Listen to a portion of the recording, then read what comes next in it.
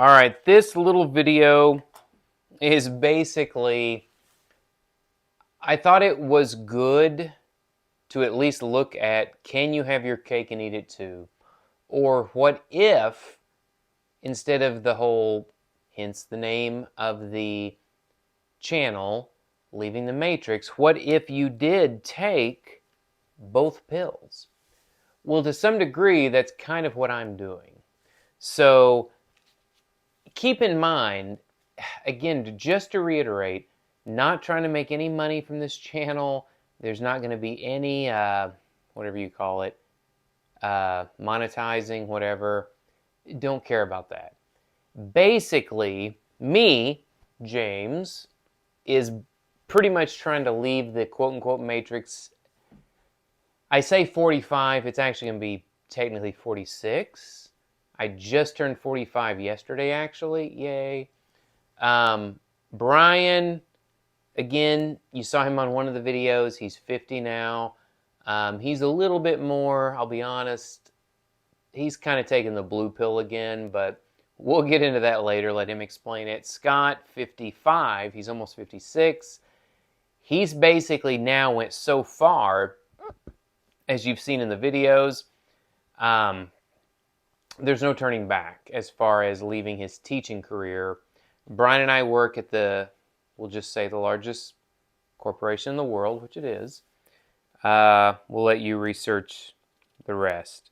But no, one thing I wanted to just kind of reiterate on my point, me being the youngest, this is definitely pushing it as far as being 45, even if it's 46 when I quote-unquote leave the Matrix. What do you mean by leaving the Matrix? Again, I reference you to the other videos we've made, especially Scott and I when we talked about that very topic a couple of days ago, I believe. Anyway, it's in the videos. But just keep in mind here, and that's part of the reason I think that we felt that it was good to share. It's not a one-size-fits-all. Right now, Scott is almost 56, and he is a teacher, special education. He's got a master's degree in education. I have a master's degree in ancient and classical history. Who cares? Point being is we're not just, well, we might be a couple idiots, but not totally. But we're all coming at this from different angles. So we all share the quote-unquote mission statement of, if you want to fill in the blank, be a poet, be a, I don't know, work with dogs, work with horses, work with kids, get yourself in a situation, just do it. This whole American dream thing is an American myth. I make no point to go into that, over 6 figures. Some people at this point, 2023, would say that is so much money. Other people's going to say that's nothing. Well, bottom line is, that's the point. It doesn't matter how much you make. So if you said right now, okay, James, be serious. You're going off the grid, you're going to be some farmer or something. Not exactly. So we'll go into this more a little bit later, because honestly, I'm kind of learning this as I go. But I have no point in beating around the bush. I make a little over 100 grand, okay? I have about 300 grand in the 401k, okay? My friends say that's nothing. Some of my old friends say, oh, that's a lot. Again, case in point, it's all relative. What I'm looking at is what they call a 72T. I'm no expert in this. We'll find out over the next year how this thing works out. But just to put that over here under the James column, 72T, roughly speaking, this is basically a way to take from your 401k without penalty. Okay, James, what's the kicker? Glad you asked. The negative is this. The minimum you can do this is 5 years, or until you're 59 and a half, whichever is longer. So for me, That's going to be 59 and a half, because when I kick this in, I'll actually be doing it roughly at a 46, because I don't want to eat up all the taxes, because Lord willing, I'm planning on working at least through May of next year, 2024, so I can milk out that bonus and the stock option one last time. So it'll be that following year before I take it in one lump sum. Now, roughly speaking, 300K, that boils down to ballpark, depending on what happens with finances. I move my 401k to a, let's say, a fixed IRA, because I don't want to lose it. I can milk out about $1,500 a month. Now, some people will say, dude, that's a lot of money. A lot of people that I work with say, dude, that's nothing. Again, it's all relative. James, let's talk about you. You have a 1,700 square foot house. I got burnt in 2009 when we moved to New York City because the housing market collapsed. And I bought high, I sold low. Now I bought low. Thankfully, the housing markets went back up.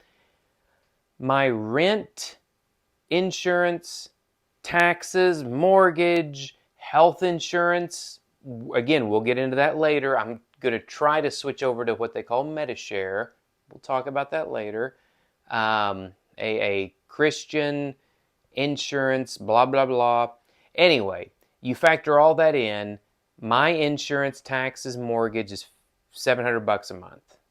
James, that's great. Who cares? It's relative speaking. What is going to be catastrophic insurance through Medi-Share? Well, it's about $300 a month, sounds like. Okay, keep going. Bottom line is, this $1,500 a month is just going to basically cover all that. Awesome. So, that's all covered. Now, I'm going to try to do this whole off-the-grid farming insurance, or farming, farmer's market, all that stuff thing. Plus, I'm going to try to make my wife's shop, coffee shop, a little bit more profitable. And then, if I have to go into my savings account, I'm going to then go back, I'm going to basically go to substitute teaching to offset that. Why substitute teaching? Well, it's because first of all, they need substitute teachers badly, and I can easily say, you know what, I'm only going to do this much time, and then I'm out. So in other words, I can kind of dictate my own schedule. So, we'll see how this goes. But I think unless I'm an idiot, I can make this work. And what that means is at the age of 46, I'm done. I'm out. Going to live my life. We'll see what happens. Again, this room, we'll get into it later. You can look at previous videos. This is the media room. The first building I moved over here. I don't know why I did it, but I did it right before my wife and I moved to New York City in 2009, 2010. Anyway, look at the old videos if you want. If you don't, who cares? Brian, different. He's 50. I'm 45. Brian doesn't really have that much 401k. He's okay, but basically, like a lot of other people, he's went through 2 divorces. Again, that's not throwing stones. It's just the facts of life. So, and he's got a kid. He's getting through college, so he doesn't have as much. He's trying to go the RV route. We talked about that later. We're going to see how this works out. Again, maybe that's more you. Scott, 56.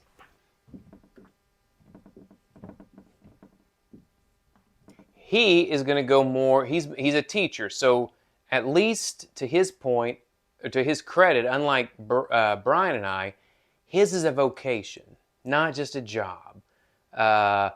You know, and for those people that say, this isn't for me, I got a good job, I like it, I still think that you're probably in that Joe Rogan category, where he commented that, you know, these people are just brainwashed. They're like, oh, I got good dental, I got my own parking spot, I'm happy.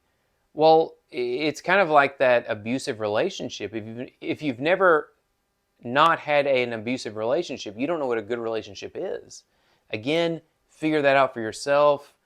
You know, you do your thing. Doesn't matter to me. I'm just sharing with you what we've kind of learned on this thing. Take it or leave it. I'm not going to lose any sleep over it. Again, Scott's going more the Filipino route because his wife's from the Philippines. He's always wanted to do this. Hey, more power to him. Again, on the videos before, you've seen some of what he's going through, for better or for worse. But again, I still don't see, the reason I put this up here, I don't see any reason why any of us have an excuse for saying, well, I'm in a pickle, I'm in this, I'm in that. No. I mean, we've all made our own beds, sure. And sure, we got to sleep in them. But it doesn't matter who you are. Scott, 56, the way he's trying to do it is sell his house, and that's going to be making some of his payments until he gets his teacher's retirement. Brian, he doesn't have any options, so he's basically trying to go the RV route to quit paying like $1,600, $1,700 a month in rent to try to build up a little bit of a surplus. Me, a little bit different. I'm trying to say, hey, let's go off the grid. Oh, that's good. So you're selling your house in the city? No. What? Yeah, my wife wants it, so I'm going to try, because the mortgage is low, to keep it and do the off-the-grid thing. What? So again, taking both the red and the blue pill, you might say, I'm going to see if we can make it work. Maybe we can't. We'll find out. But bottom line is, I can't think of any way where, well, I just want to work till the day I die. Maybe I'll have a stroke at work and I'm going to have a great, this much more income, blah, blah, blah. Who cares? You can't take it with you.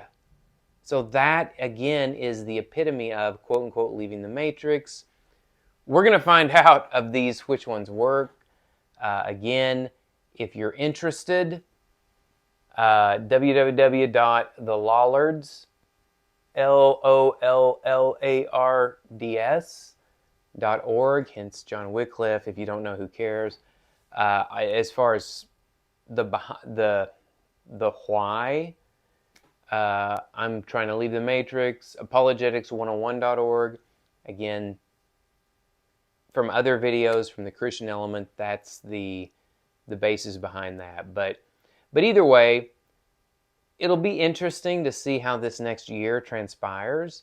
If the RV thing for Brian, if it falls on its face, Scott, within 6 months, should be living in the Philippines. Me, Lord willing, within a year, should be like, hey guys, I've left the biggest corporation in the world for uncertainty. Here's where we go. But again, take what you like, ditch what you don't like. But I think that mine's a little bit trickier because I'm trying to have my cake and eat it too. I'm trying to say, oh, so you're going to sell your house like Scott? No, I'm going to try to keep it. Gina wants it. And I'm also going to try to do the off-the-grid thing. So we'll see what happens. Hope it can be helpful to you, and we'll go from there.